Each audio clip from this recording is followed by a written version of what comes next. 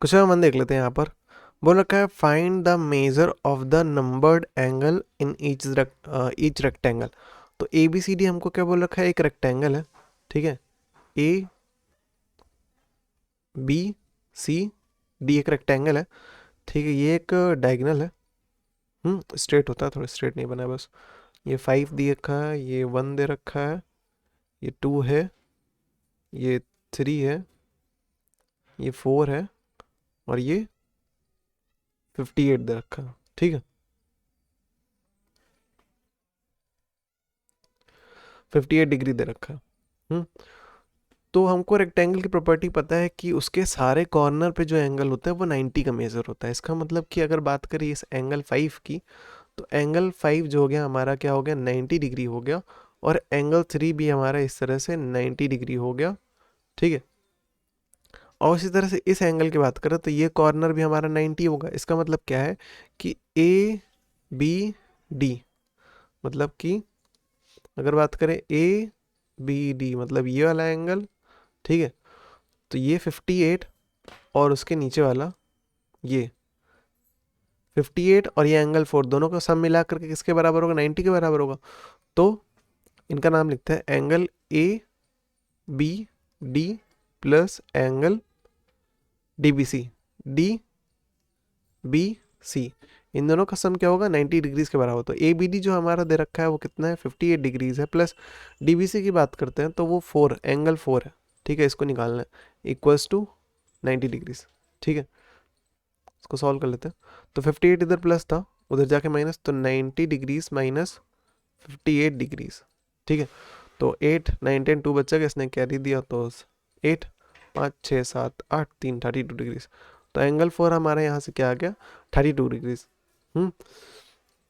बात करते हैं इधर की, ये जो एंगल्स हैं, ठीक है, 1 और 2। 1 और 2 की बात करते हैं तो ये जो बीच में ट्रांसवर्सल है, ठीक है, देखो होता क्या है कि जो अपोजिट साइड्स होती है हमारा, ठीक है, जैसे ये लाइन और ये लाइन, हाँ, ये अपोजिट साइड्स हैं। ये दोनों अपोजिट साइड्स कैसी होती है रेक्टेंगल में, इक्वल और पैरेलल। तो ये दोनों अपोजिट साइड्स क्या हैं, एक दूसरे के इक्वल हैं और पैरेलल है। तो बीच में ये जो लाइन देख रहे हो, ये कैसे कैसे बिहेव करेगी, ट्रांसवर्सल की तरह बिहेव करेगी। क्योंकि ये ट्रांसवर्सल की तरह बिहेव करेगी तो इसके अल्टरनेट इंटीरियर एंगल्स जो होंगे वो इक्वल होंगे, ठीक है। तो मतलब कि एंगल वन जो होगा हमारा बराबर होगा किसके, एंगल 4 के। और इस हिसाब से एंगल 4 हमारा कहता था 32 डिग्री था, उस हिसाब से एंगल 2 हमारा बराबर होगा, एंगल 2 हमारा बराबर होगा 58 के, ठीक है। खत्म हो गया यहाँ पर। इसका सेकंड देख लेते हैं। यहाँ पर देखते हैं ए बी सी डी हमारा एक रेक्टेंगल है, लेकिन यहाँ पर ये रेक्टेंगल जो है हमारा स्क्वायर भी है। क्या एक रेक्टेंगल स्क्वायर हो सकता है, हाँ हो सकता है। मैं तुमको दिखाता हूँ कैसे। कि ये जो ए बी दे रखा है हमको, ये जो ए बी है वो बी सी के बराबर है, ठीक है। ए बी जो है हमारा देख रहे हो वो बी सी के बराबर है। और एक रेक्टेंगल क्या होता है, उसके अपोजिट साइड्स इक्वल होते हैं। मतलब एक बार ए बी हमारा बराबर है डी सी के, और एक बार ए बी बराबर है बी सी के। तो मतलब कि एक बार मतलब ए बी किसके बराबर है, बी सी के, और बी सी किसके बराबर है, सी डी लिखो डी सी लिखो, वही चीज़ है, ठीक है। मतलब ये तीनों आपस में बराबर है। अब उसी तरह से बी सी जो है बराबर है ए बी के, और बी सी जो है बराबर है ए डी के, क्योंकि अपोजिट साइड जो होती हैं वो इक्वल होती हैं। और इसी तरह से क्या हो जाएगा यहाँ पर, बी सी जो बराबर था ए बी के ना, तो ए बी के, ठीक है। तो इस हिसाब से क्या हो जाएगा, बी सी जो होगा बराबर ए बी के, और ए बी बराबर होगा ए डी के, इक्वल होगा ए डी के। तो यहाँ पर तुम देख लो इसमें कितनी साइड्स थी, 4 साइड्स थी, A B B C C D और ए डी। तो यहाँ पर देखो ए बी किसके बराबर हो गया, ए बी बराबर हो गया बी सी के और ए डी के भी, ठीक है। अब इन दोनों कंपेयर कर लो, ए बी किसके बराबर है, बी सी के और सी डी के, बी सी के और सी डी के। और फिर यहाँ से ए बी किसके बराबर है, बी सी के और ए डी के भी, ठीक है। मतलब कुल मिला के ए बी क्या हुआ, सारी साइड्स के बराबर है। मतलब इन दोनों का अगर तुम कंक्लूजन पे आओ इन दोनों को देख करके, तो सारी साइड्स एक दूसरे के बराबर है। क्योंकि ये सारी साइड एक दूसरे के बराबर है, तो कि ये हमारा क्या हो जाएगा, एक स्क्वायर हो जाएगा। तो क्वेश्चन यहीं पर ख़त्म हो जाएगा तुम्हारा कि इन एंगल्स का मेज़र निकालना है। ये जो 5 दे रखा है 4 3 और 2। देखो 3 और 2 की बात करते हैं। ठीक है। तो इसके जो डायगनल्स होते हैं स्क्वायर के, जो डायगनल्स के स्क्वायर होते हैं, तो लिख देता हूँ diagonal of squares bisect bisect interior angle. ठीक है, ये जो इंटीरियर एंगल है, जैसे 3 हो गया, ये 2 हो गया, ये सब क्या है, इंटीरियर एंगल। तो इन एंगल्स को क्या करता है, बाइसेक्ट करता है। ठीक है, जैसे यहाँ पर ए की बात करूँ, ये एंगल था, अब डायगनल ने क्या कर दिया, इसको बाइसेक्ट कर दिया दो इक्वल पार्ट में। और कॉर्नर पे जो होता है ना, स्क्वायर का जो कॉर्नर पे एंगल होता है, वो सारे के सारे 90 होते हैं। मतलब कि ये 90, ये 90, ये 90 और ये भी 90। इस हिसाब से एंगल वन, मतलब कि ये जो वन लिख रखा है, ये तो 90 हो गया। तो एंगल वन जो हमारा हो गया, ये किसके बराबर हो गया, 90 के। ठीक है, और उसी तरह से 3 और 2 की बात करते हैं, एंगल 3 प्लस 2 किसके बराबर हो जाएगा, 90 के बराबर हो जाएगा। ठीक है, और क्योंकि इसको बाइसेक्ट कर रहा था, ठीक है, एक दूसरे को बाइस ये डायगोनल क्या कर रहा था, बाइसेक्ट कर रहा था, मतलब दोनों को इक्वल पार्ट में डिवाइड कर रहा था, मतलब ये दोनों एंगल एक दूसरे के बराबर है। अगर ये इसका मेज़र x है तो इसका मेज़र भी x होगा। ठीक है, तो x plus x equals to 90। अब x प्लस एक्स क्या होता है, 2x, तो 2x इक्वल्स टू 90। 2 क्या था, x के साथ मल्टीप्लाई था, उधर जाकर डिवाइड, तो 90/2। 2 से इसको डिवाइड करें तो क्या जाएगा, 45 डिग्री। इसका मतलब x का मेज़र कितना आ गया, 45 डिग्री। इसी तरह से ये सारे डायगोनल्स क्या कर रहे हैं, हर जगह बाइसेक्ट करोगे, तो ये 45, ये 45, ये 45 और ये वाला भी 45। ठीक है, तो ये जो एंगल 190 का है, 2 हमारा 45, 3 45, 5 भी 45, 4 भी 45, क्योंकि डायगोनल्स बाइसेक्ट कर रहे थे सबको। ठीक है, इसका सेकंड देख लेते हैं। यहाँ पर बोल रखा है कि in rectangle P Q R S R is 20। ये जो एस आर देख रहे हो हमारा, ये हमारा कितने का है, 20 सेंटीमीटर का है। आगे चल के हमसे बोल रखा है और पी आर 35 है। मतलब पी से लेके आर, ये हमारा क्या है, 35। ठीक है, बोल रखा है हमसे पी क्यू पता करना है। पी क्यू कहाँ है, दिखा देता हूँ। पी है, पी क्यू पता करना है, और क्या पता करना है, एस के पता करना है। तो ये, तो पी क्यू की बात करते हैं। देखो एस आर हमारा क्या है, 20 है, तो पी क्यू भी हमारा क्या हो जाएगा, 20 हो जाएगा। प्रॉपर्टी लिख दो कि अपोजिट साइड जो होती है वो रेक्टेंगल की कैसे होती है, इक्वल होती है, तो लिख दो opposite sides of rectangle are equal. ठीक है, वैसे ही बात करते हैं हम लोग एस के की। तो ये जो पी आर था हमारा, ये जो ग्रीन में, ये पी आर जो था हमारा, वो इक्वल होगा, पी आर जो था हमारा इक्वल होगा एस क्यू की। ये दोनों ही डायगनल है। ठीक है, ये दोनों ही क्या है, डायगनल है। ठीक है, और इन दोनों का मेजर जो होगा वो सेम होगा, क्योंकि जो डायगनल्स होते हैं, ठीक है, diagonal of rectangle are of equal length. ये जो डायगनल्स होते हैं, इनका जो लेंथ होता है वो इक्वल होता है। ठीक है, तो मतलब ये 35, तो एस क्यू भी 35 होगा। और ये जो डायगनल्स होते हैं एक दूसरे को बाइसेक्ट भी करते हैं। ये जो डायगनल्स होते हैं एक दूसरे को बाइसेक्ट करते हैं, मतलब इक्वल पार्ट में तोड़ते हैं। तो ये पूरा अगर 35 था, एस आर पूरा हमारा 35 था। ठीक है, ये एस है और ये आर है। एस आर पूरा 35 था, तो एस के कितना हो जाएगा, 35 का आधा हो जाएगा, 35 का आधा हो जाएगा। तो लिख देना एस के हमारा क्या हो जाएगा, 35/2। Reason, diagonal diagonals bisect each other in rectangle, bisect each other.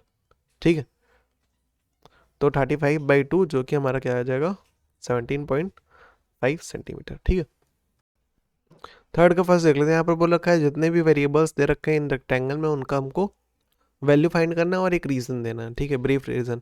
यहाँ पर जैसे ये एंगल ए दे रखा है, ये एंगल बी दे रखा है, ये एंगल सी और ये एंगल डी। ये हमको पता है कि एंगल ए इक्वल होगा, एंगल बी इक्वल होगा, एंगल सी इक्वल होगा और एंगल डी इक्वल होगा, क्योंकि सबका मेज़र 90 डिग्री होता है।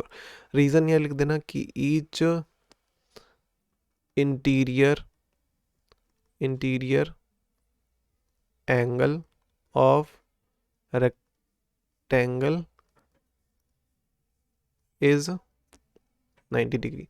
तो जितने भी एंगल्स होते हैं इंटीरियर में रेक्टेंगल के, उनका मेज़र 90 डिग्री ही होता है। बात करते हैं ये, जैसे इधर इस वाली साइड की बात करते हैं और ये वाली साइड, ये दोनों अपोजिट साइड्स कैसी होती हैं, इक्वल होती है, तो इनका वैल्यू भी निकाल लेते हैं। इसका मतलब क्या है कि AD जो है वो इक्वल होगा, AD जो है इक्वल होगा BC के, और मतलब कि 4 इक्वल होगा Y के। रीज़न वही, अपोजिट साइड्स इक्वल होती हैं। वैसे यहाँ पर X जो होगा इक्वल होगा 7 के।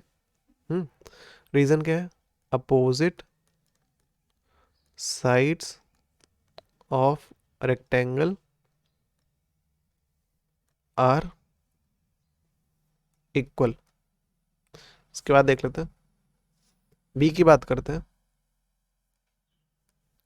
तो ABCD एक रेक्टेंगल है, ये डायगोनल गया है, ठीक है। ये एंगल X, ये एंगल Y, ये एंगल 55 दे रखा है। हमको पता है कि जो अपोजिट साइड्स होते हैं वो कैसे होते हैं, पैरेलल होते हैं, पैरेलल होते हैं और इक्वल होते हैं, ठीक है। तो यहाँ पर हम लोग को पैरेलल का यूज़ करना है। ये साइड और ये साइड कैसी होगी, पैरेलल होगी, तो ये बीच में ये जो डायगोनल जाएगा ट्रांसवर्सल की तरह बिहेव करेगा, ठीक है, क्योंकि ये ट्रांसवर्सल है। तो लिख देना कि AB जो है पैरेलल था CD के, and AC is transversal. Transversal AC जो था वो ट्रांसवर्सल था। तो अगर ये 55 का है, मतलब कि ACB एंगल ACB अगर 55 का है, तो एंगल XB हमारा 55 का होगा। रीज़न, अगर दो लाइन पैरेलल होती है ना और बीच में से ट्रांसवर्सल जा रहा होता है, तो ये एंगल और ये एंगल आपस में इक्वल होता है। कैसे, अल्टरनेट इंटीरियर एंगल, ठीक है। थोड़ा और बड़ा बना दूँ, कैसे, ऐसे ये, ठीक है। ये एंगल इस एंगल के इक्वल होता है और ये एंगल इस एंगल के इक्वल होता है, अल्टरनेट इंटीरियर एंगल। तो यहाँ पर लिख देना अल्टरनेट इंटीरियर एंगल, ठीक है। बस खत्म हो गया, ठीक है। अब ये अगर हमारा 55 का आ गया, ये हमारा 55 का आ गया, तो एंगल Y पता कर लेते हैं। अब देखो इसमें एंगल ए मतलब कि एंगल ADC प्लस, मतलब ये वाला एंगल प्लस ये वाला एंगल, ये वाला एंगल क्या है, CAB, CAB। तो एंगल CAB, इन दोनों का सम क्या होगा, 90 के बराबर होगा, ठीक है। तो जैसे हमको पता है कि ये पूरा एंगल कितने का होगा, हमारा 90 डिग्रीज का होगा, ठीक है। तो वही लिखा हम लोग ने। तो इस हिसाब से एंगल X प्लस Y की वैल्यू क्या आ जाएगी, 90 आ जाएगी। X की वैल्यू कितना था, 55, प्लस Y की इक्वल्स टू 90। इनको सॉल्व कर लेते हैं, इधर वैल्यू प्लस में था, उधर जाके माइनस, तो 90 माइनस 55, 90 माइनस 55 से 5 5 बच्चा किसने कैरी दिया, तो 8 5 6 7 8 35। तो Y की वैल्यू यहाँ से क्या आ गई, 35, ठीक है। क्वेश्चन में सी देख लेते हैं, ठीक है। तो AB कुछ ऐसा है,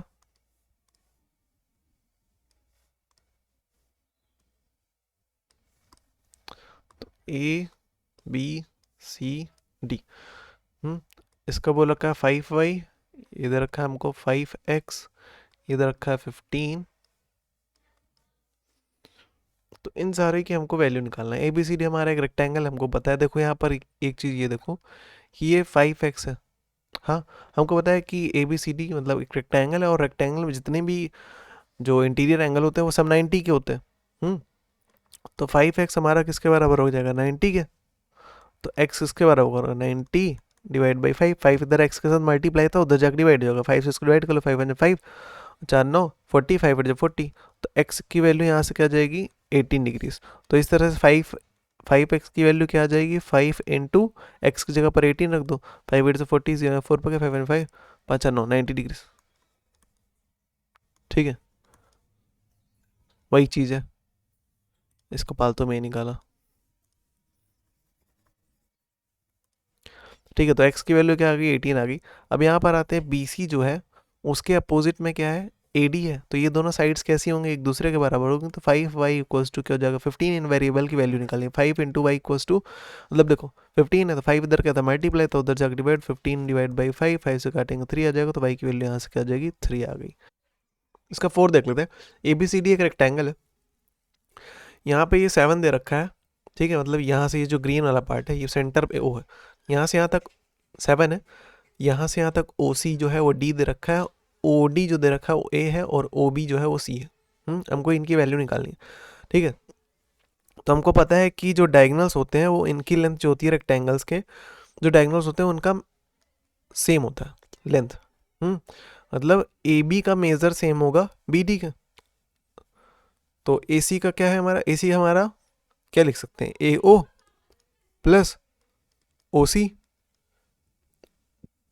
BD को लिख सकते हैं OD प्लस OB। और ठीक है, क्या चीज़ प्रॉपर्टी क्या है कि डायगोनल ऑफ इक्वल लेंथ, ठीक है। रेक्टेंगल की बात करते हैं तो उनके जो डायगोनल्स होते हैं वो इक्वल लेंथ के होते हैं। और क्या, यहाँ पर देखो ये जो OA है OC के बराबर होगा।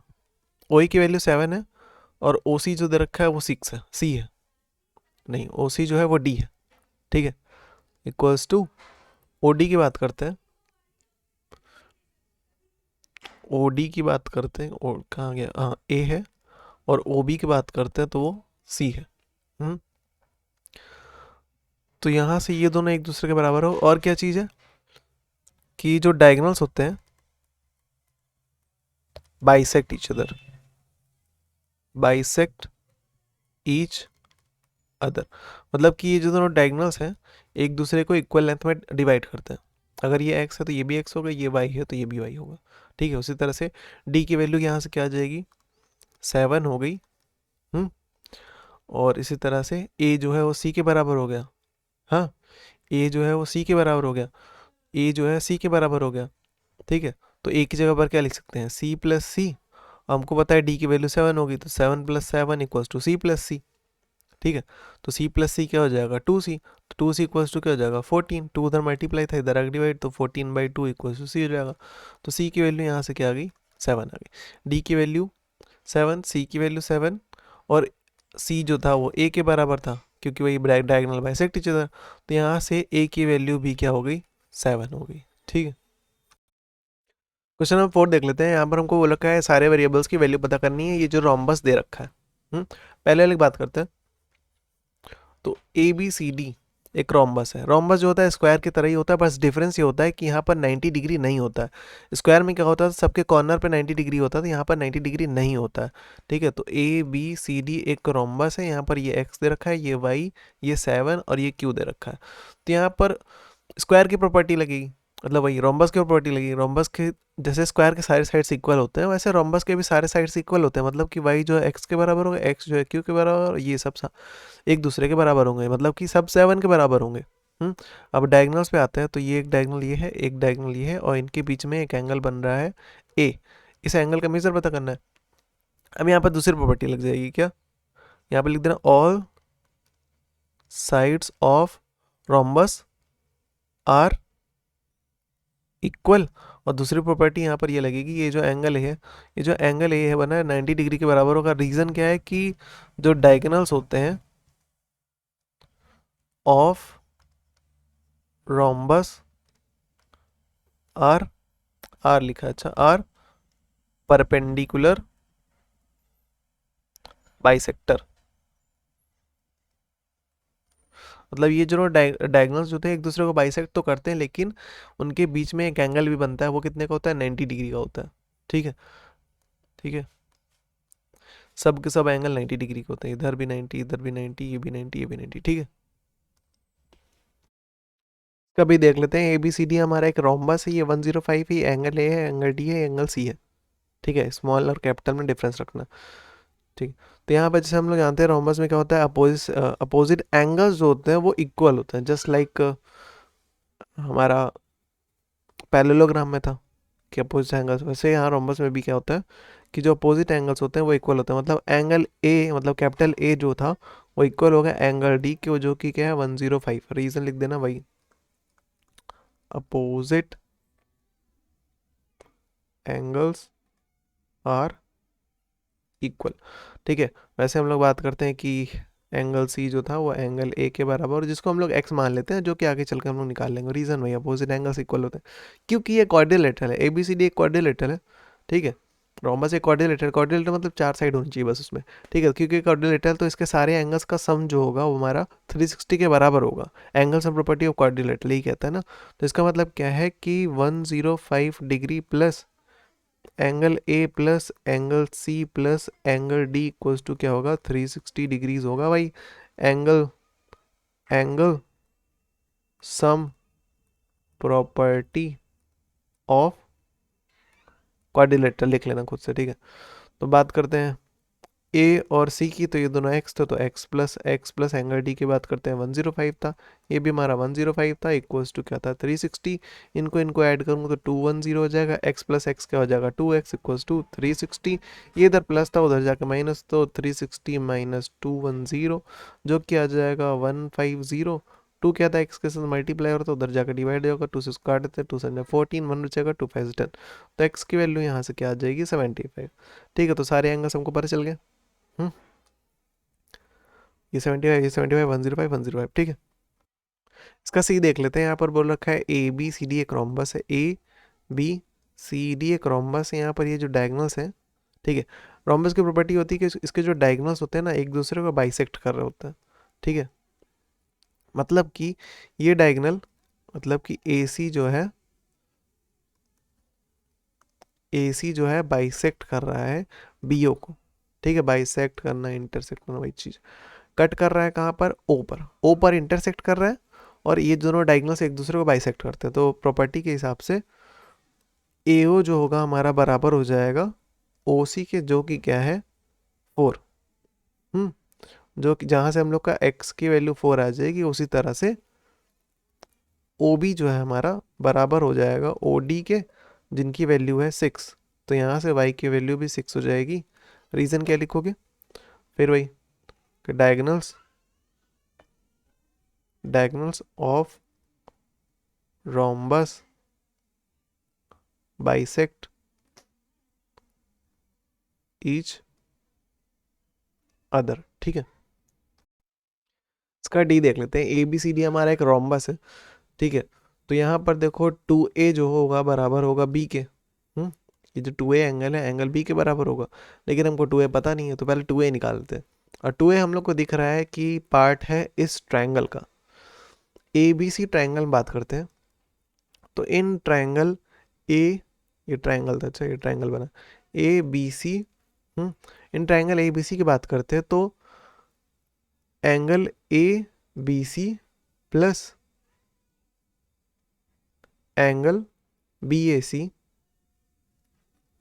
प्लस एंगल BCA, इन तीनों एंगल का सम जो होगा 180 के बराबर होगा। रीजन एंगल सम प्रॉपर्टी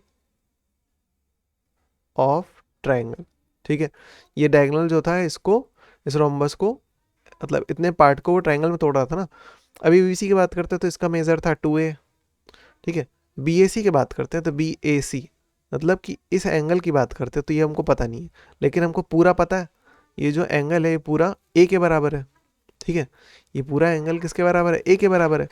ठीक है, तो ये डायगोनल क्या कर रहा है, इसको बाइसेक्ट कर रहा है। ये डायगोनल क्या कर रहा है, इसको बाइसेक्ट कर रहा है, तो इसके दो टुकड़े होंगे। A को जब दो टुकड़े में तोड़ा जाएगा तो क्या हो जाएगा A/2। तो इतना पार्ट क्या हो जाएगा A/2, और ये वाला पार्ट भी क्या होगा A/2। तो हम लोग ये ऊपर वाला ले रहे हैं, इसका यूज़ कर रहे हैं, मतलब कि BAC, तो BAC की जगह पर क्या आएगा A/2, और ये एंगल C था इक्वल्स टू 180। एंगल C जो है, अब देखना है इसको, ये लाइन देखना और ये लाइन देखना, ये दोनों लाइन क्या है अपोजिट साइड्स है। ये दोनों साइड्स कैसी हैं, अपोजिट है। मैं केवल इसको अलग से ड्रॉ करूं तो ये दोनों साइड्स कैसी हैं, अपोजिट है। ये बीच में जो देख रहे हो AC, ये कैसा बिहेव करेगा, ट्रांसवर्सल की तरह बिहेव करेगा, क्योंकि जो रोम्बस होता है उसके जो अपोजिट साइड्स होते हैं उनके वो पैरेलल होती हैं। अगर ये दोनों लाइन एक दूसरे के पैरेलल है तो ये बीच में ट्रांसवर्सल की तरह बिहेव करेगा, और ये एंगल हमको तो वैसे ये चाहिए ना, जैसे इसको मैं पूरा बना दूँ, ठीक है। तो ये एंगल जो होगा इस वाले एंगल के बराबर होगा, ये एंगल जो होगा इस वाले एंगल के बराबर होगा। तो ये वाला एंगल तो हमारा a/2 था, तो मतलब c जो हमारा हो गया a/2 के बराबर। तो ये भी क्या हो गया, a/2 plus a/2 plus 2a equals to 180। यहाँ से a की वैल्यू निकाल लेते हैं, ठीक है। इसके नीचे कुछ नहीं, मतलब 1 था। तो इन सब का एलसीएम लूंगा, 2 और 1 का एलसीएम 2 ही आता है। न्यूमरेटर लिख रहा हूँ, मल्टीप्लाई 1 से 2 को डिवाइड करूंगा, 2 आएगा। न्यूमरेटर मल्टीप्लाई 2 से 2 डिवाइड होगा, 1 आएगा। प्लस था, प्लस लगा, न्यूमरेटर लिखा वो लिखा, न्यूमरेटर लिखा, मल्टीप्लाई लगा, 2 से 2 डिवाइड होगा, 1 आएगा इक्वल्स टू 180। 2 इधर मल्टीप्लाई डिवाइड था, उधर जाके मल्टीप्लाई, तो 180 इंटू 2। इधर अगर 2 इंटू 2a करूँगा तो क्या हो जाएगा 4a। तो 1 इंटू a करूँगा तो 1a हो जाएगा। 1a लिखो या a लिखो वही चीज़ होता है, ठीक है। तो अब इन सबको ऐड करो, 4 5 6 तो 6 है। तो 6 से इक्वल्स टू 180 इंटू 2। 6 क्या था, a के साथ मल्टीप्लाई था, उधर जाके डिवाइड। तो 180 इंटू 2 बाई 6, 2 1 जा 2, 2 3 6, फिर 3 1 जा 3, 3 6 8 60। a की वैल्यू यहाँ से क्या आ जाएगी 60 डिग्रीज। a की वैल्यू यहाँ से 60 डिग्री मिल गई, सबकी वैल्यू निकाल लेते हैं। तो c की बात करते हैं, c किसके बराबर था, a/2 के बराबर था, मतलब कि 60/2 के बराबर होगा। 2 3 30, तो यहाँ से c की वैल्यू ये आ गई। और बात करते हैं एंगल ए की, ठीक है। एंगल ए की बात करते हैं, तो एंगल ए तो ये पूरा था, ये पूरा, और ये एंगल ए किसके बराबर होगा, ठीक है। एंगल ए तो 60 के बराबर हो गया यहाँ से, ठीक है। तो ये तो निकल गया था। 2a की बात करते हैं, ठीक है। तो ये वाले एंगल की बात करते हैं, ये तो 2a था। तो 2a मतलब 2 इंटू 60, टू टोटल 120 हो जाएगा। और वैसे ही 2a हमारा b के बराबर था, तो b की वैल्यू क्या आ जाएगी हमारा 120। अपोजिट एंगल्स जो होते हैं वो इक्वल होते हैं ना रोम्बस में, ठीक है। क्वेश्चन फिर देख लेते हैं। बोल रखा है ABCD एक रोम्बस है, ठीक है। ABCD एक रोम्बस है, ठीक है। और रोम्बस को हम लोग जानते हैं कि अपोजिट साइड्स कैसी होती हैं, पैरेलल होती हैं और इक्वल होती हैं। तो इस हिसाब से 4a प्लस 5 इक्वल होगा 15a माइनस 6 के। तो 4a प्लस 5 इक्वल होगा 15a माइनस 6 के। यहाँ से हम लोग को a की वैल्यू निकल जाएगी, कैसे सॉल्व कर लेते हैं। 4a इधर प्लस था, इधर आके माइनस हो जाएगा, 5 अपनी जगह पर रहेगा, ये प्लस 5 लिखा था, ठीक है। माइनस 6 था, इधर रख के हो जाएगा प्लस 6 हो जाएगा। सॉल्व करते तो क्या हो जाएगा 11, तो 11 है और 6 5 11, ठीक है। 11 क्या था, एक साथ मल्टीप्लाई, इधर रख डिवाइड, तो 11/11 इक्वल्स टू ए की वैल्यू यहाँ से, तो हमारा ए की वैल्यू आ गई थी। अब क्वेश्चन के हिसाब से हमको BC निकालना था। अब देखो रोम्बस में क्या होता है, उसकी सारी साइड्स इक्वल होती है एक दूसरे को। तो AB जो था BC के बराबर होगा, BC CD के बराबर। ऐसे यहाँ पर देखो जो 4a प्लस 5 था, 4a प्लस 5 कर लो, ये किसके बराबर होगा, BC के बराबर, क्योंकि ये सारी साइड एक दूसरे के बराबर है, ठीक है। सारी साइड एक दूसरे के बराबर, तो चाहे 15a माइनस 6 को BC के बराबर कर लो, चाहे 4a प्लस 5 को BC के बराबर कर लो। ए की वैल्यू यहाँ पर पुट कर लेते हैं, ए की वैल्यू रखेंगे 1, तो 4 इंटू 1 4 होगा, 4 प्लस 5 इक्वल्स टू क्या हो जाएगा BC। 4 प्लस 5 क्या होता है 9, 5 4 9, तो BC की वैल्यू यहाँ से क्या आ गई 9 आ गई, ठीक है। देख लेते हैं, हाँ ठीक है। इसके बाद देखते हैं दूसरा एंगल BCO एंगल की बात कर रहा है। तो इस पे आओ, ये जो एंगल दिख रहा है तुमको, ये है BCO, और ये एंगल हमको दे रखा है 4b माइनस 10। तो 4b माइनस 10 की वैल्यू पहले निकाल लेते हैं, ठीक है। तो क्योंकि हमको b की वैल्यू पता चल गई है 4b माइनस 10, तो यहाँ पर b की वैल्यू रखते हैं, जो कि b की वैल्यू पता चली कि नहीं चली है, हम नहीं पता चली, तो पहले b की वैल्यू निकाल लेते हैं, ठीक है। तो b की वैल्यू देखो कैसे निकालेंगे, 11b प्लस 2। ये जो एंगल है, ये जो एंगल सेंटर पे बन रहा है, ठीक है।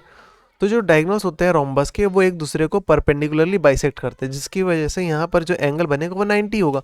मतलब कि 11b प्लस 2 जो होगा वो 90 के बराबर होगा। रीज़न, क्योंकि diagonals of rhombus are perpendicular bisectors, ठीक है। तो 11b उधर प्लस 2 था, उधर जाके माइनस 2, 90 माइनस 2 करोगे तो 88, ठीक है। तो 11b इक्वल्स टू 88, तो b इक्वल्स टू क्या जाएगा 88/11, 11 से इसको डिवाइड करेंगे तो 8 आ जाएगा। तो b की वैल्यू यहाँ से क्या आ गई 8 आ गई। b की वैल्यू 8 आ गई, तो ये वाला एंगल निकाल लेते हैं 4b माइनस 10। तो 4b minus 10, 4b minus 10, b की वैल्यू यहाँ से क्या 8 पुट करेंगे, 4 इंटू 8 माइनस 10 को जाएगा 4 8 32, 32 माइनस 10 जो कि क्या हो जाएगा 22। तो ये एंगल हमारा कितना आ गया 22 आ गया, ठीक है। तो 4b माइनस 10 की वैल्यू हमारा क्या आ गया था 22। तो ये एंगल हमारा कितना आ गया 22। तो ये वाला भी एंगल कितना होगा 22 ही होगा। मतलब ये जो BCO वाला था, कैसे, क्योंकि जो डायगोनल्स होते हैं रोम्बस के क्या करते हैं, एक दूसरे को बाइसेक्ट करते हैं। यहाँ पर देखो ये है, ठीक है। डायगोनल्स और रोम्बस क्या करते हैं, इंटीरियर एंगल को बाइसेक्ट करते हैं, जिसकी वजह से एसीडी जो होगा बीसीओ के बराबर होगा, ठीक है। क्वेश्चन नंबर 6 देख लेते हैं। बोला क्या, फाइंड द मेजर और numbered angle in the each rhombus, ठीक है। तो इस रोम्बस की बात कर लेते हैं हम लोग। मतलब अप्रोक्सीमेटली रोम्बस जैसा दिख रहा है, फिर से बना लेते हैं।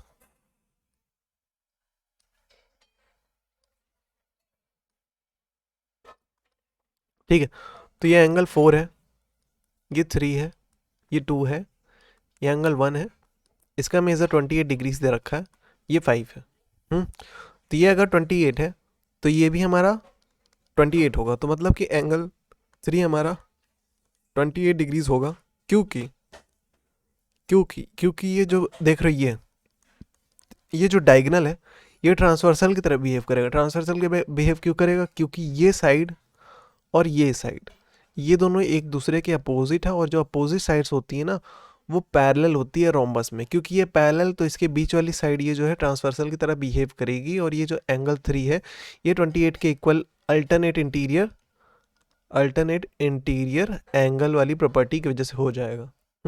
बात करते हैं एक और प्रॉपर्टी की। जो डायगोनल होता है ना वो तुम्हारे इंटीरियर एंगल को, रोम्बस में जो इंटीरियर एंगल होता है उनको बाइसेक्ट करता है। इंटीरियर एंगल मतलब ये जो कॉर्नर्स पे जो एंगल होते हैं, ये और ये, ठीक है।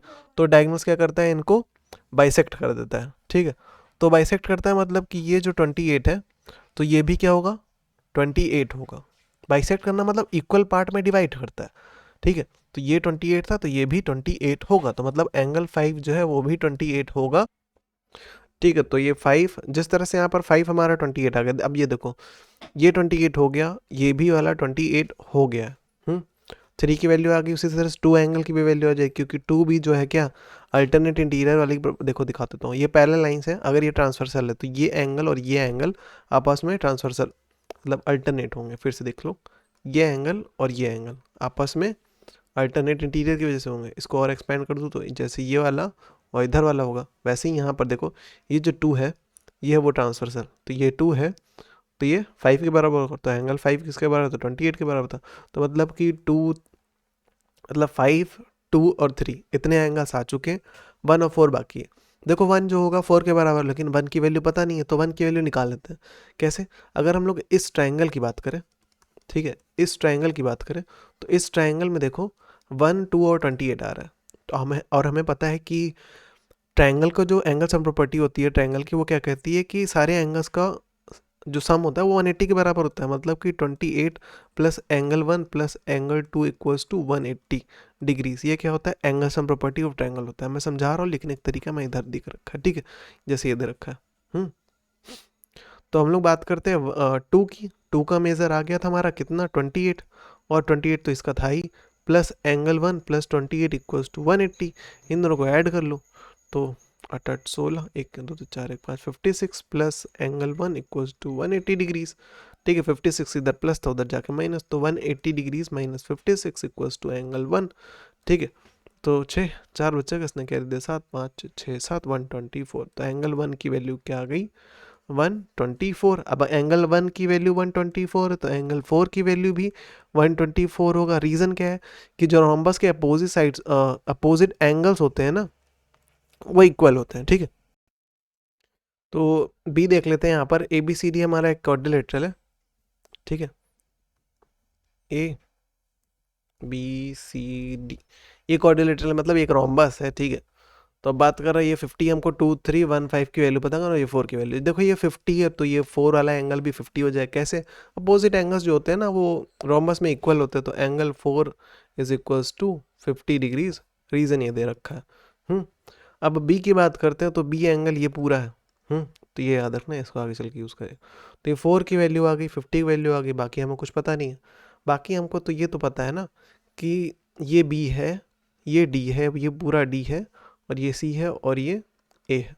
तो इससे होगा क्या, देखो अब क्वाड्रिलेटरल का जो angle sum property of quadrilateral ये कहता है कि सारे इंटीरियर एंगल का सम जो होता है वो 360 के बराबर होता है। तो इसी का यूज़ करेंगे, मतलब कि angle A plus angle B plus angle C plus angle D equals to क्या होगा, 360। रीज़न क्या है, angle sum property of quadrilateral, ठीक है। क्वाड्रिलैटरल मतलब वही 4 साइड की बात करते हैं। ए की बात करें तो इसका मेजर 50 है, बी की बात करें तो बी को बी ही लिखा रहने दो, प्लस सी की बात करते हैं तो सी को हम लोग लिख सकते हैं, उसका मेजर भी 50 आ गया था, अपोजिट एंगल्स, ठीक है, plus angle D equals to 360 equals to 360। मैंने एक चीज़ और कहा था कि ना अपोजिट एंगल्स जो होते हैं वो इक्वल होते हैं, इस हिसाब से हमारा एंगल 4 जो था 50 के बराबर हो गया था, और एंगल बी जो है वो एंगल डी के बराबर होगा, वही रीज़न वही है, ठीक है, ये लिखा है opposite angles of rhombus are equal. तो बी जो होगा वो किसके बराबर है, डी के बराबर है। तो बी को और डी को, बी की जगह पर डी लिख दो या फिर डी की जगह पर बी लिख दो, वो बात वही पड़ेगी ना। तो इसका मतलब क्या है, 50 प्लस 50, बी की जगह पर बी लिखा रहने दो, डी की जगह पर भी हम लोग बी लिख सकते हैं क्योंकि दोनों का मेजर सेम है। बी प्लस बी क्या हो जाएगा, 2b हो जाएगा, और ये 50 100 होता है, तो इधर प्लस 100 था, इधर आके माइनस 100 हो जाएगा, साइन चेंज होता है ना। तो इधर क्या बचेगा 260, 2 क्या था बी के साथ मल्टीप्लाई हो रहा था, उधर जाकर डिवाइड हो जाएगा, 2 से इसको डिवाइड, 2 1 2 2 6 130 आ गया। तो एंगल बी का वैल्यू क्या आ गया, 130। एंगल बी का वैल्यू क्या आ गया, 130। अब डायगोनल फिर से आना इस पर, ठीक है। अब जो डायगोनल्स होते हैं वो क्या करते हैं, इंटीरियर एंगल को बाइसेक्ट करते हैं, एक रोम्बस के इंटीरियर एंगल को बाइसेक्ट करते हैं, जिसकी वजह से ये एंगल बी जो था, एंगल बी किसके बराबर था, एंगल 2 प्लस एंगल 3, ठीक है, एंगल 2 प्लस एंगल 3 के बराबर था, ठीक है। लेकिन जैसा मैंने कहा कि डायगोनल क्या करते हैं, दोनों को बाइसेक्ट करते हैं, एंगल को बाइसेक्ट करते हैं, बाइसेक्ट का मतलब दो इक्वल पार्ट में डिवाइड करते हैं। इसका मतलब कि क्या है, एंगल 2 जो है एंगल 3 के बराबर है। अब चाहे 2 की जगह पर 3 लिखो, 3 की जगह पर 2 लिखो, बात उतनी पड़ जाएगी। तो मैं एंगल 2 प्लस एंगल 2 लिख दूंगा, तो इक्वल्स टू क्या हो जाएगा, एंगल बी। तो इस हिसाब से 2 एंगल भी हो जाएगा, 2 एंगल भी हो जाएगा। एंगल बी की वैल्यू क्या थी, 130, तो 2 क्या था, एंगल 2 के साथ मल्टीप्लाई था, इधर आकर डिवाइड हो जाओ, तो 130 डिवाइड बाई 2 कर देंगे तो एंगल 2 की वैल्यू आ जाएगी, 2 से इसको डिवाइड कर लेंगे, 2 से 12, 2 से 0, इसका मतलब एंगल 2 की वैल्यू 60 आ गई, और एंगल 2 जो था एंगल 3 के बराबर था, तो इस हिसाब से एंगल 2 और 3 की वैल्यू क्या आ गई, 60 आ गई। तो 2 और 3 की वैल्यू 60 आ गई, 4 की वैल्यू 50 आ गई। अब यहाँ पर देखो इसी चीज़ को दोबारा देखो, कि ये जो डायगोनल है, ठीक है, और फिर ये लाइन और ये लाइन देखो, तो ये दोनों लाइंस अपोजिट है और पैरेलल होती हैं। अपोजिट लाइंस कैसी होती है, पैरेलल होती है रोम्बस में। तो ये जो लाइन है बीच में, ये ट्रांसवर्सल की तरह बिहेव करेगा, क्योंकि ये ट्रांसवर्सल की तरह बिहेव करेगा, तो ये जो एंगल 3 देख रहे हो और ये जो एंगल 1 देख रहे हो, ये दोनों आपस में इक्वल होंगे अल्टरनेट इंटीरियर एंगल से। इसका मतलब क्या है, इसका मतलब ये है कि एंगल 3 जो है वो एंगल 1 के बराबर है, और एंगल 3 तो हमारा 60 था, तो एंगल 1 भी 60 होगा। उसी तरह से बात करते हैं एंगल 2 हमारा क्या होगा, एंगल 5 के इक्वल होगा अल्टरनेट इंटीरियर से। अल्टरनेट इंटीरियर दिखता कैसा है, दो पैरेलल लाइंस, एक ट्रांसवर्सल, ये एंगल इक्वल होगा, फिर दो पैरेलल लाइन, ऐसा अगर ट्रांसवर्सल होगा तो ये एंगल हो गया, और ये एंगल हो गया, ठीक है। तो एंगल 2 और 5 कैसे थे, इक्वल थे, तो और 2 तो 60 था, तो इस हिसाब से ये भी 60 हो गया, सारे एंगल्स आ गए हमारे, ठीक है। इसका क्वेश्चन नंबर सी देख लेते हैं, एक रोम्बस दे रखा है हमको, ठीक है। तो एंगल 3 4, ये 4 यहाँ बीच में, और एंगल 5, एंगल 2 और 1, इन सब की वैल्यू निकाली है हमको, केवल ये वाला मेज़र दे रखा है। तो ये जो मेज़र है 28, ये हमारा किसके बराबर होगा, एंगल 3 के बराबर होगा। कैसे, क्योंकि इसकी ये वाली जो लाइन है, इसे बात करते हैं, मतलब इसकी जो ये वाली लाइन है ना, और ये वाली लाइन देखो, तो ये दोनों लाइन कैसी हैं, अपोजिट हैं। जो अपोजिट साइड्स होते हैं वो रोम्बस में पैरेलल होती है, तो इनके बीच में ये वाली जो लाइन है, ये कैसा बिहेव करेगा, ट्रांसवर्सल की तरह बिहेव करेगा, क्योंकि ये जो लाइन है ना बीच में, ये ट्रांसवर्सल की तरह बिहेव करेगा।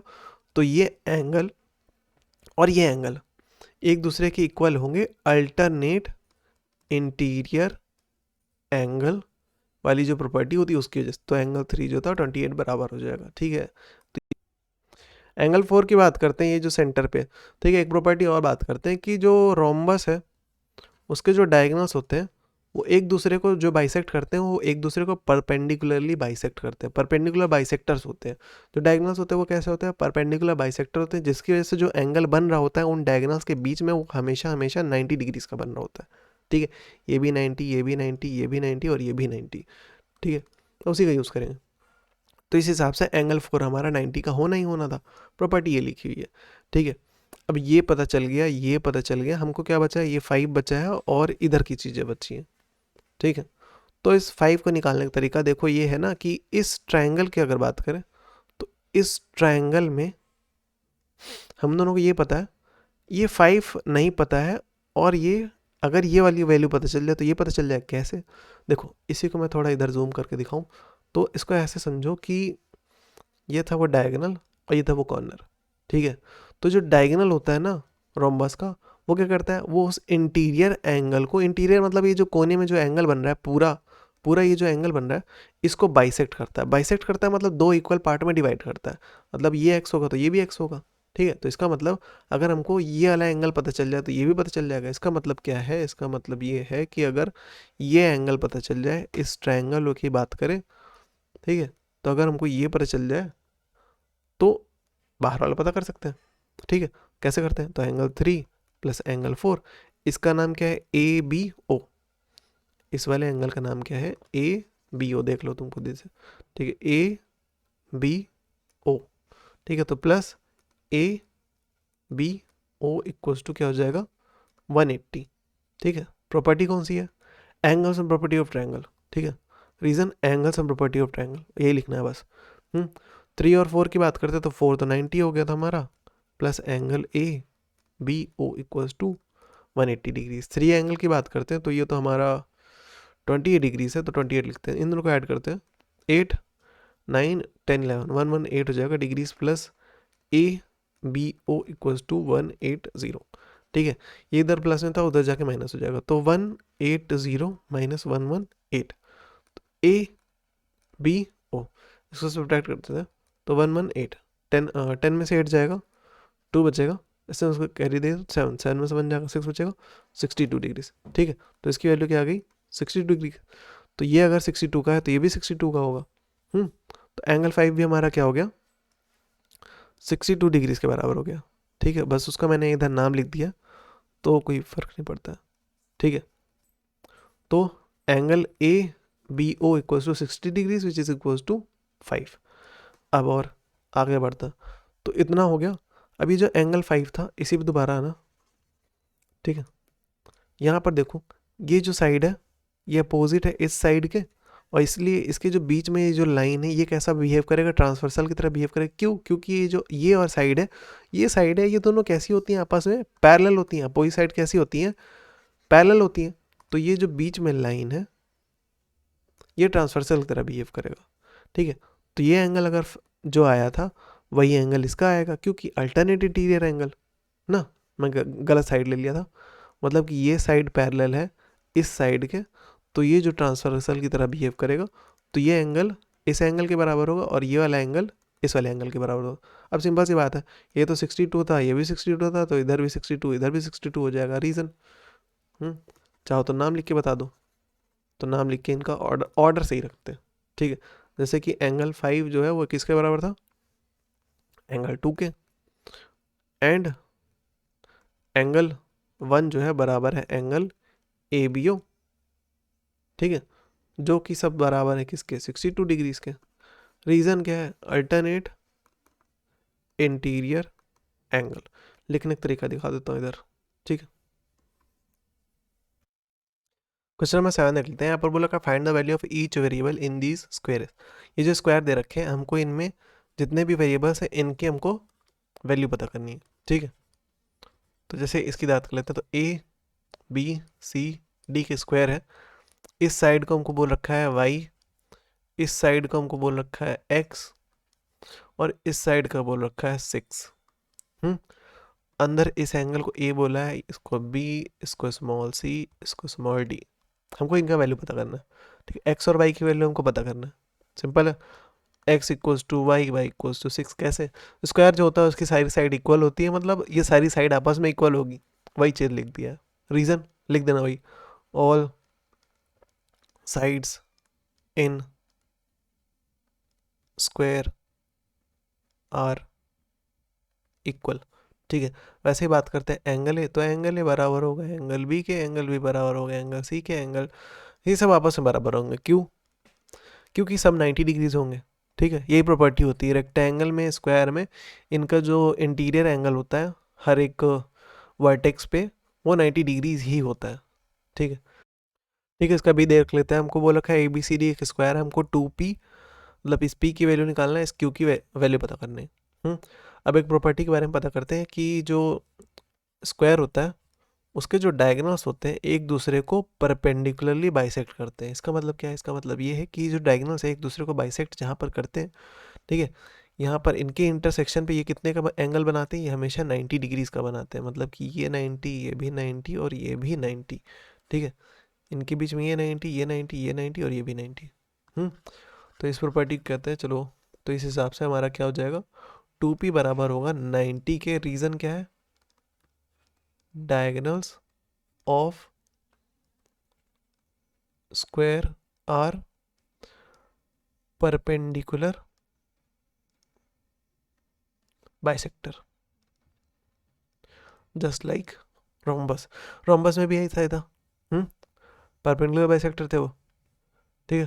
तो यहाँ पर भी ऐसा है 2p इक्वल्स टू 90, 2 क्या था? p के साथ मल्टीप्लाई हो रहा था, उधर जाकर डिवाइड हो जाएगा, तो p इक्वल्स टू क्या होगा? 90/2, 90 से 2 से इसको डिवाइड करो तो 2 4 जा 8, 1 बचेगा 10, 2 5 10, तो p की वैल्यू यहाँ से क्या आ गई?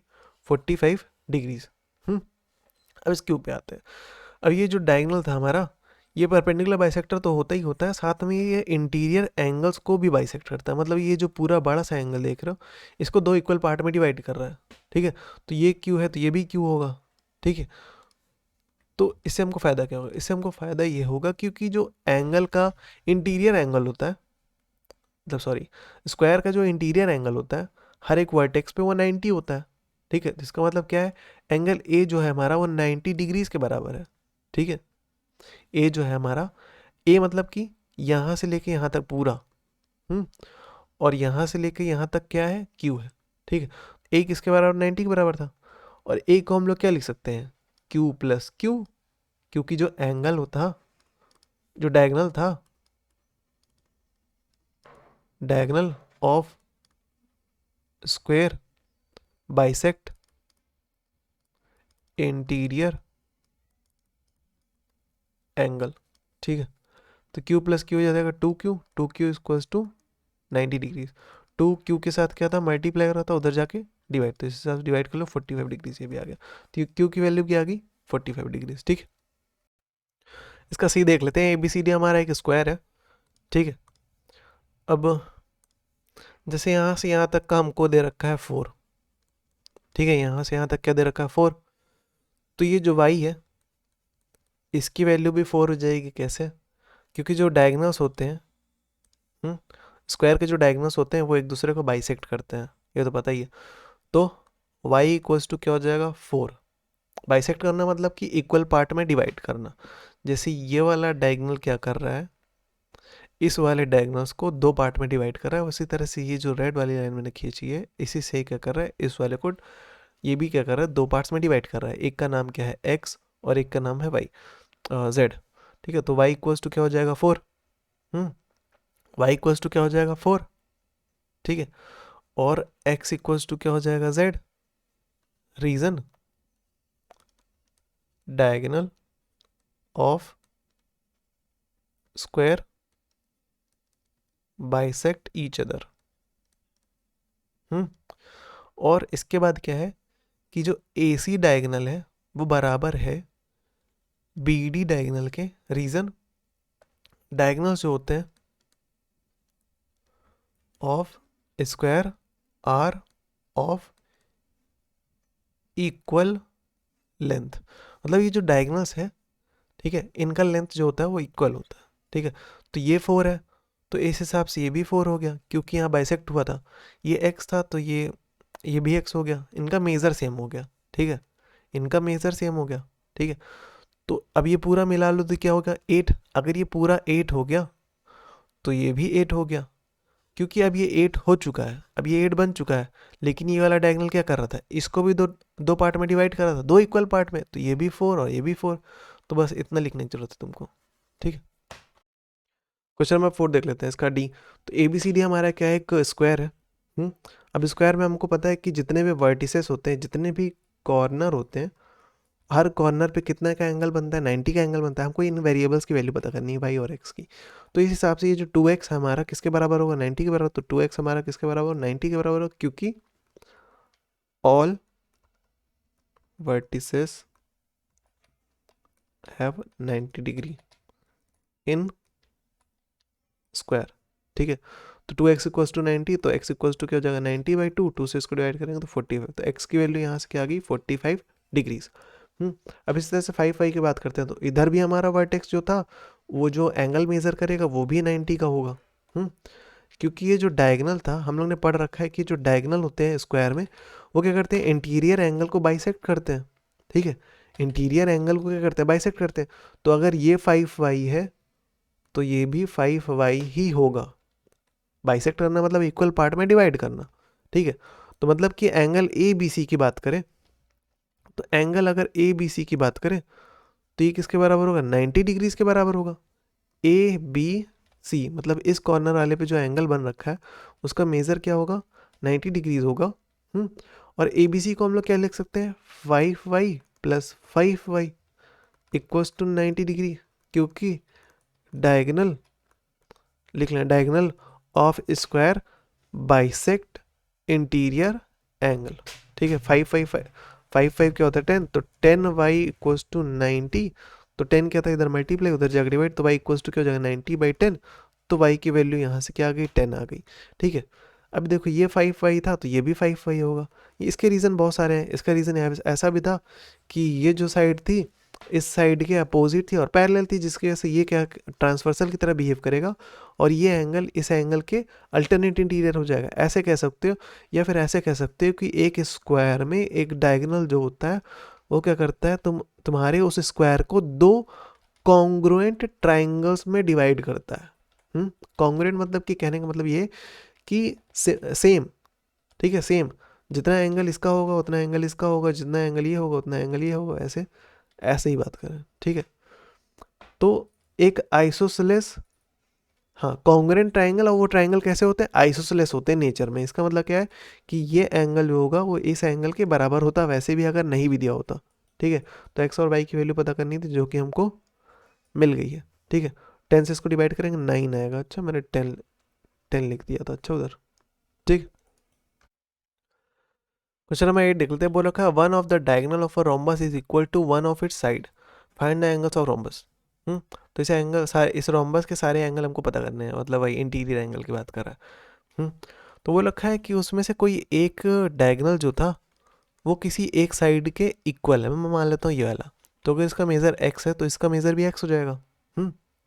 अब इसका मेज़र x आ गया तो इसका मेज़र भी x, इसका मेज़र भी x, इसका मेज़र भी x। कैसे, क्योंकि जो ए बी था वो इक्वल था बी सी, और बी सी जो था सारी साइड एक दूसरे की इक्वल होती है ना, तो वही लिख रहा हूँ A B B C C D A D. Rhombus में सारी साइड कैसी होती है, एक दूसरे की इक्वल होती, तो वही लिख देना all sides in rhombus are equal. खत्म यहाँ पर। ठीक है, तो इससे होगा क्या, इससे होगा कि अगर हम लोग इस ट्रायंगल की बात करें, केवल इस ट्रायंगल पे फोकस करना। वैसे तो इधर दो ट्रायंगल है, एक ये वाला ट्रायंगल है और एक ये ट्रायंगल है, ये दोनों एक ही जैसे होंगे चाहे जो सर पकड़ लो। ठीक है, तो क्या हो रहा है कि अगर हम लोग इस ब्लू वाले ट्रायंगल की बात करें तो ये एक्स है, ये एक्स है और ये भी एक्स है। ट्रायंगल तीन ही तरह के होते हैं, आइसोसेलेस, स्केलिन और इक्विलैटरल। इक्विलैटरल ट्रायंगल की बात करते हैं तो उसमें तीनों साइड इक्वल होती है और तीनों एंगल्स भी इक्वल होते हैं। ठीक है, तो इसका एंगल सेम होगा, इसका एंगल भी सेम होगा, इसका एंगल, मतलब ये तीनों आपस में सेम होंगे। ठीक है, इन तीनों का मेज़र सेम होगा। मैं मान लेता हूँ कि, चलो मैं लिख देता हूँ कि angle A B C equal है, मतलब ये वाला ए बी सी इसका नाम हुआ, ए बी सी इक्वल है बी ए सी इक्वल है, इसका नाम बी सी है। ठीक है, तो बी सी ए। ठीक है, इन सब का मेज़र सेम है, वाई मान लेता हूँ। ठीक है, और पता कर लेता है 60 होता है। इक्विलेटरल ट्रायंगल के सारे एंगल्स जो होते हैं वो 60 में होते हैं, तो मैं निकाल के दिखा देता हूँ तुमको। ठीक है, एंगल सम प्रॉपर्टी और ट्रायंगल लगा लेते हैं। कैसे, angle A B C plus angle sum property लगाते हैं B A C plus angle B C A, इन सब का सम किसके बराबर होगा? 180 डिग्रीज के बराबर होगा। Angle sum property of triangle, angle sum property, angle sum property of triangle ये कहता है कि सारे एंगल्स, एक ट्रायंगल में जितने भी इंटीरियर एंगल होते हैं उनका सम जो होता है 180 के बराबर होता है। मैंने कहा इसका मेजर वाई है, इसका मेजर भी वाई है, इसका मेजर भी वाई है, इक्वल्स टू क्या हो जाएगा? 180 डिग्रीज। वाई प्लस वाई क्या हो जाएगा? 3y, 3y इक्वल्स टू क्या होगा? 180।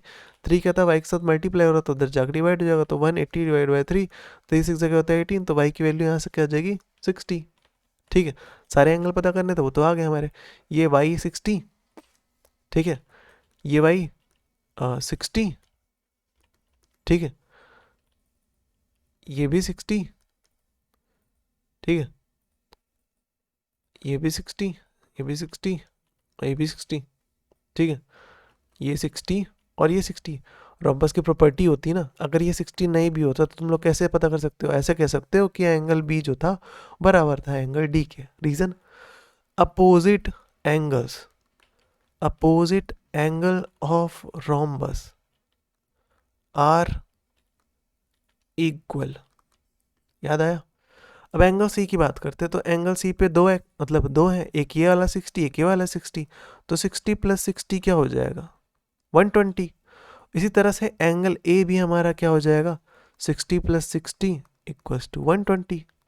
ठीक है, क्वेश्चन नंबर 9 देख लेते हैं। बोल रखा है ए बी सी डी एक रेक्टेंगल है, ई क्या है? मिड पॉइंट है of A B, prove that D A C एक आइसोसेलेस ट्रायंगल। हमको ये प्रूव करना है कि ये जो डी ए सी हमको दिख रहा है, ठीक है, ये जो डी ए सी है ये एक आइसोसेलेस ट्रायंगल। आइसोसेलेस ट्रायंगल में क्या होता है? दो साइड्स इक्वल होती है, मतलब कि या तो ए साइड इस साइड इक्वल प्रूफ कर दो, या तो ये प्रूफ कर दो कि ये एंगल इस एंगल के इक्वल है। ठीक है, इन दोनों में से कोई एक काम करना है हमको। हमसे बोल रखा है ई जो है मिड पॉइंट है, क्योंकि ये मिड पॉइंट है, ठीक है। अब कोई स्टिक ले लो, उसको अगर 20 से तोड़ दो तो क्या होगा? दो इक्वल पार्ट में डिवाइड होगा। तो इसका मतलब क्या है कि ए का जो डिस्टेंस है, जो लेंथ है, वो ए के ए बी ई बी के बराबर होगा। मतलब ये और ये आपस में बराबर होंगे, क्योंकि ये रेक्टेंगल है, तो ये 90 डिग्री और ये भी 90 डिग्री होगा, क्योंकि ये रेक्टेंगल है। तो ए डी बी सी के बराबर होगा। तो इन सारी चीज़ों का हम लोग यूज़ करके हम लोग इस पे लगाएंगे S A S congruency, side angle side congruency. ठीक है, तो कॉन्ग्रुएंसी मतलब होता है कि किसी चीज़ को अगर हम लोग प्रूव करना चाहते हैं कि वो कोई चीज़ उस दूसरी चीज़ के कॉन्ग्रुएंट है, इक्वल है। ठीक है, जैसे एक 5 रुपए का सिक्के के ऊपर एक और 5 रुपए का सिक्का रख दो, वो पूरी तरह से उसको ओवरलैप कर जाए, ठीक है, तो वो दोनों एक दूसरे के कॉन्ग्रुएंट है। उसी तरह से यहाँ पर ट्रायंगल्स में कॉन्ग्रुएंसी होती है, 5 तरह की होती है, उसमें से हम लोग एक यूज़ करेंगे। हम बात करते हैं इन ट्रायंगल, ट्रायंगल का नाम क्या है? A D E and in triangle B C E, B C E. ठीक है, इसके लिए आप कुछ नहीं लगा सकते, तो यही ऑप्शन था। तो in triangle A D and B C E. अब वो तीन चीज़ें हम लोग को यहाँ पर तीन चीज़ें बतानी होती है। जैसे एस ए एस होता है, आर एच एस भी होता है, ठीक है, और 5 होते हैं इस तरह से, तुम बस इस पर ध्यान दो। ठीक है, साइड एंगल साइड। तो साइड की बात करते हैं, तो ए ई जो था हमारा इक्वल था ई बी के, ए ई जो था हमारा इक्वल था ई बी के। और एंगल की बात करते हैं, तो एंगल का नाम है ए, जो कि बी के इक्वल है, जो कि 90 है। ठीक है, यहाँ पर तुमको रीज़न भी देना होता है, तो यहाँ पर रीज़न देना। ठीक है, यहाँ पर रीज़न की all interior angle is of 90 degree in rectangle. और बात करते हैं अपोजिट्स, मतलब कि E is the mid point. यहाँ पर रीज़न क्या है कि E इज़ मिड पॉइंट। और इसके बाद बात करेंगे कि AD जो था वो इक्वल होगा BC का। रीज़न क्या है? Opposite sides of rectangle are equal. तो साइड एंगल साइड, तो using SAS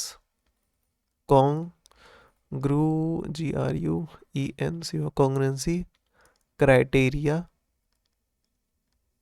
using SAS congruency criteria, triangle ADE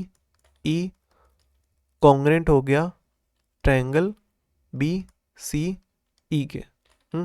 congruent हो गया। कॉन्ग्रुएंट का मतलब ये है कि ये जो ट्रायंगल तुमने देखा इधर, ये जो था, ये ट्रायंगल इस वाले ट्रायंगल के इक्वल हो गया, क्योंकि ये दोनों ट्रायंगल आपस में इक्वल हो गए, तो इनकी जो ये वाली साइड है, ये वाली जो साइड है, इस वाली साइड के इक्वल होगी, ठीक है, क्योंकि ये पूरा ट्रायंगल ही एक दूसरे के ऊपर अगर रख दोगे तो पूरा पूरा मैच कर रहा है, ठीक है, कोई भी हिस्सा एक्स्ट्रा नहीं, तो ये वाली साइड के इक्वल हो गई, तो हम लोग कह सकते हैं कि जो डी ई सी था, ठीक है, उनमें डी ई और ई सी क्या हो गए, एक दूसरे के इक्वल हो गए सिपिसिटी से। सिपिसिटी का मतलब होता है congruent part of congruent triangle.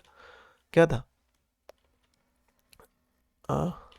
In triangle D E C, D E is equals to E C, ठीक है, by C P C T, congruent part of congruent triangle. ये दोनों पार्ट किसके हैं, कॉन्ग्रुएंट ट्रायंगल्स के ही तो पार्ट है। तो डी ई जो हो गया ई सी के इक्वल हो गया, तो इस हिसाब से therefore because therefore DEC is isosceles triangle, लिख लेना, ठीक है, और इसको मत देखना। क्वेश्चन में देख लेते हैं, बोल रखा है पी क्यू आर एस एक रोम्बस है, पी क्यू आर एस एक रोम्बस है जिसमें डायगोनल पी आर है, ये एक डायगोनल, ये एक पी आर है, इसको आगे चल के बढ़ा करके टी तक लेके गए हैं, ठीक है। प्रूव करना है हमको ये कि ये जो टी क्यू है, ये वाली साइड जो है इस वाली साइड के इक्वल है, हमको ये प्रूव करना है, ठीक है। तो अगर हम लोग बड़े ट्रायंगल की बात कर ले, मतलब ये जो ट्रायंगल हमको दिख रहा है, ये बड़ा वाला पूरा, तो ये जो ट्रायंगल है, हाँ, और उसी के बाद ये नीचे वाला जो ट्रायंगल है, अगर इन दोनों ट्रायंगल्स को कॉन्ग्रुएंट प्रूफ कर दिया जाए, कॉन्ग्रुएंट मतलब कि एक दूसरे का अगर इक्वल प्रूफ कर दे, ठीक है, एक दूसरे का अगर इक्वल कर दे तो क्या हो जाएगा, इनकी साइड्स भी आपस में इक्वल हो जाएगी, ठीक है। तो ये जो ट्रायंगल है, तो हम लोग लिख लेते हैं in triangle P S T and in triangle P Q T, इन दोनों ट्रायंगल की बात करते हैं।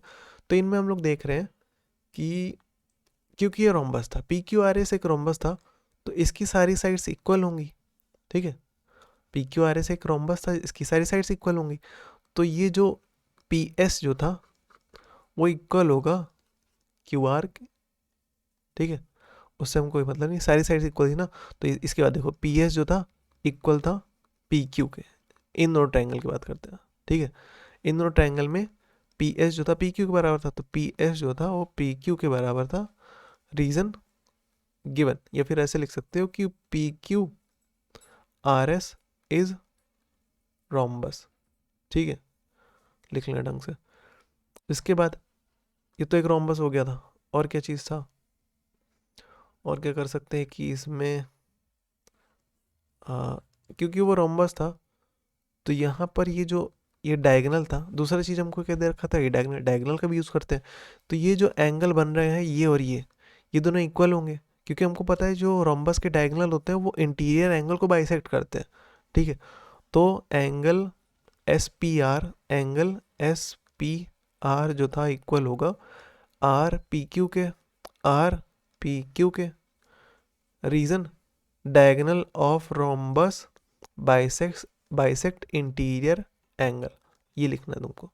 इसके बाद देखो पी टी जो है दोनों ही ट्रायंगल में, इन दोनों ही ट्रायंगल में एक कॉमन है, ठीक है, तो P T equals to P T, तो यूजिंग क्या यूज़ किया हम लोगों ने, side angle side, using SAS congruency GRUENC congruency criteria, using SAS congruency criteria, जो हमारा ट्रायंगल PST है, PST ट्रायंगल कॉन्ग्रुएंट हो जाता है ट्रायंगल PQT के, क्योंकि ये दोनों ट्रायंगल कॉन्ग्रुएंट हो चुके हैं, तो जो TQ था वो TS के इक्वल हो जाएगा, कैसे, CPCT से। CPCT का फुल फॉर्म ये है congruent part of congruent triangle, ठीक है। अब क्योंकि ये दोनों ट्रायंगल्स एक दूसरे के इक्वल हो चुके हैं, तो ये दोनों पार्ट्स भी क्या होंगे, इक्वल होंगे, क्योंकि वो ट्रायंगल से इक्वल हो चुके हैं, ठीक है।